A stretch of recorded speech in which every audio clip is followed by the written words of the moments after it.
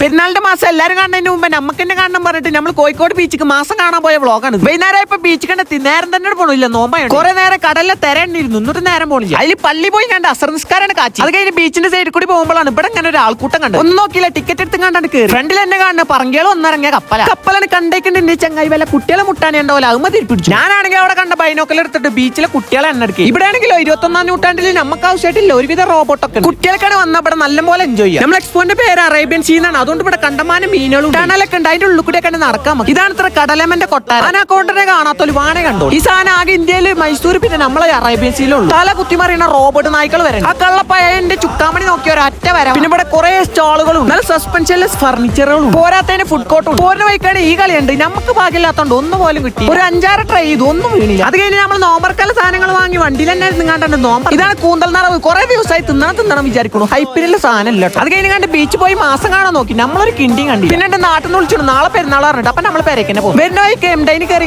ഒരു റോമാങ്ക സലാഡും മന്തി കഴിച്ചു നമ്മൾ നേരെ പോയി. പെരുന്നാളിന്റെ പള്ളിക്കലെ കാലേരെക്കാളും ഡിമാൻഡുള്ള ടീമിന്റെ അടുത്ത് മുടിയിട്ടാണ്. ഇപ്പൊ രാത്രി 2 മണിയാണ് സമയം. ഈ മഹാഭാവൊക്കെ ഇവിടെ കടന്ന് കണ്ട് ഉറങ്ങി. നമ്മളൊരു ഫേസിലും ചെയ്തു കണ്ട് നമ്മൾ പെരി പോയി. ബാക്കി നാളെ